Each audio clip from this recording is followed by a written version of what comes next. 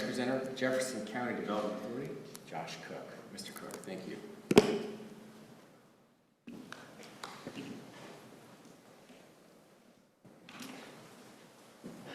Good evening, Commissioners. Good evening. Thank you for the opportunity to speak with you tonight. I'd like to begin by acknowledging that Krista Hoffman, our Executive Director, asked me to carry this briefing forward on her behalf while she's representing Jefferson County at a previously scheduled Leadership West Virginia engagement. Oh, actually, we're very glad that she's there. That's a terrific organization. Thank you. She asked me to express her appreciation for your time and partnership as we begin to explore the future of the Washington Street properties. For those who haven't met me in person yet, my name is Joshua Cook, and I'm the Program Manager for the Jefferson County Development Authority, hired less than 2 months ago. My background includes founding and running businesses in the food and agriculture industry, working as an economic development researcher and professor of entrepreneurial finance at WVU, and being a consultant for governments and businesses over the past 5 years. Earlier this summer, JCDA staff were asked to participate in this conversation as part of our ongoing efforts to support impactful, mission-aligned development in the county. Staff has approached this project from an exploratory standpoint, gathering initial ideas and assembling an early-stage framework for what types of redevelopment might be both financially feasible and programmatically meaningful at the Washington Street properties. At this stage of the process, we are not making any financial commitments or presenting formal proposals. Instead, our role is to help outline the conditions under which public sector participation, whether from the JCDA or other partners, might become attractive and viable.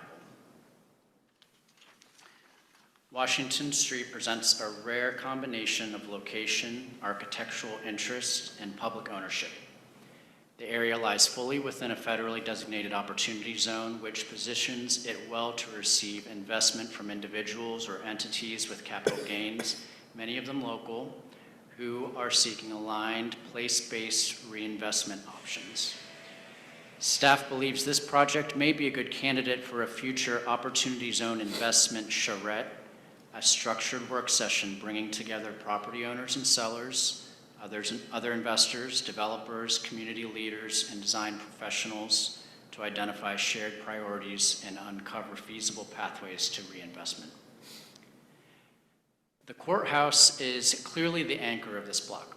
Its expected adaptive reuse as a museum is a noble and stabilizing use that preserves our shared history. Staff has also identified a few additional programmatic layers that could be explored alongside the museum function. Ideas that aim to ensure the building becomes not only preserved, but also activated. This would include a craft beverage tasting room or cafe designed to keep the space active into the evening, which would offer an iconic gathering point for visitors and residents and directly connect to our placemaking initiative focused on the craft beverage economy in Jefferson County. A flexible meeting or incubator suite which could be used for small industry gatherings, workshops, or regional marketing efforts related to agriculture, tourism, or technology, would underline the importance of startup development and cultivating community among entrepreneurs.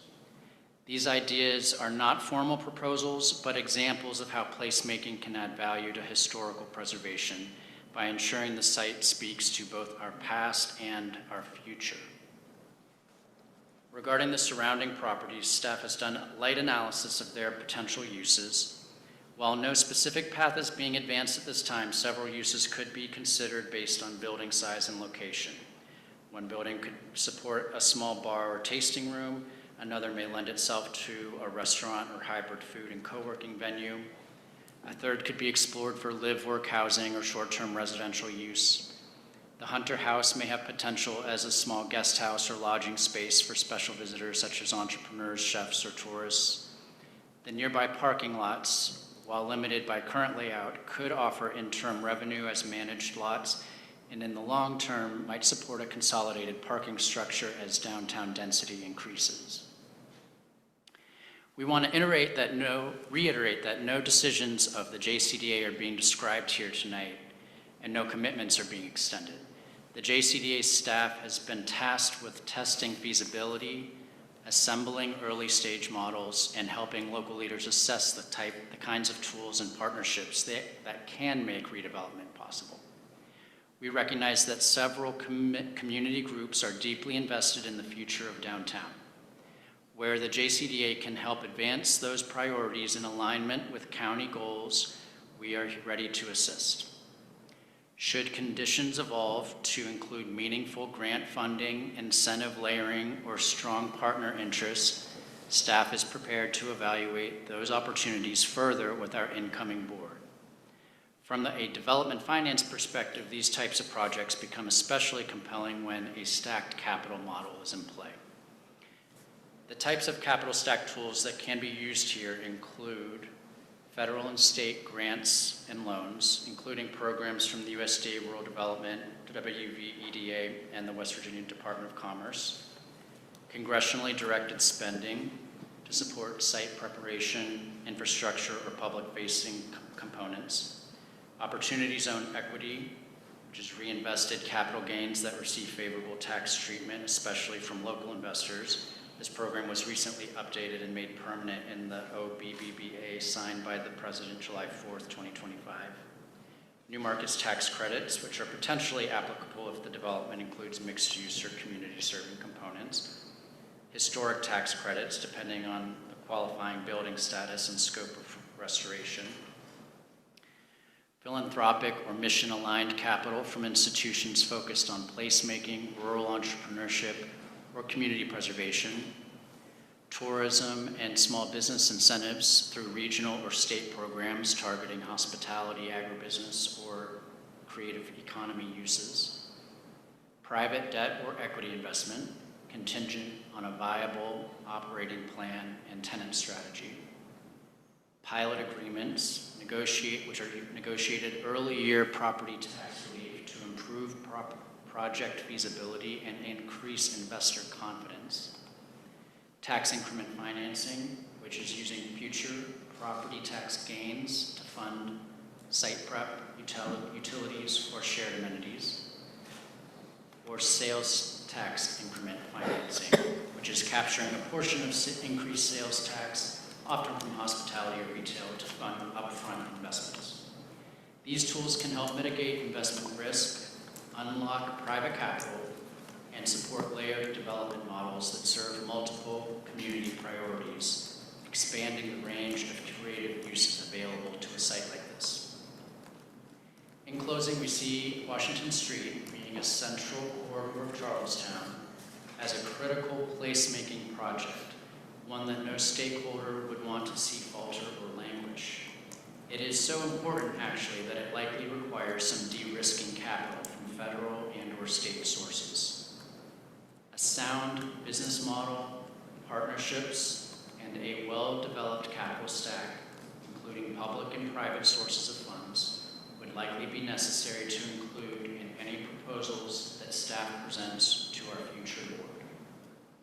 Regardless of the JCDA's board composition, thank you, by the way, to our former board members for their service. We look forward to a new board's expertise in areas of finance, property development, law, public policy, tourism, and organizational capacity building. I look forward to working with them to identify real actionable paths to investment in Jefferson County. This corridor has the potential to be a signature success story for all of us. Thank you for the opportunity to participate in tonight's discussion. I look forward to your thoughts and welcome any questions. Thank you. Terrific presentation. I really appreciate how you outlined that capital stack. A lot of options there, and definitely worthy of consideration. I'd love to learn more and more about that. Where is JCDA financially? Do you have savings? Are you willing to buy? Are you able to buy? What's the situation? The previous board did not make any commitments regarding this project. Mm-hmm. The organization, we can see, has limited financial resources to deploy, so they must be used with precision. As staff, we would recommend that any investment, whether this project or others under consideration in other parts of the county, be measured against the outcomes we aim to achieve, which are jobs created, private revenue generated, and long-term revenue growth of the county. Mm-hmm. Until it's clearer what the business model is here, what partnerships are involved, and what kind of capital stack can realistically be formed, it's too early to forecast those metrics or say how a future board will assess this project. We know that. I'm just curious, what options do you have to raise money? We went out to bond to purchase it. What are the tools that you have to raise money to make a purchase? Like I said, we would rely on a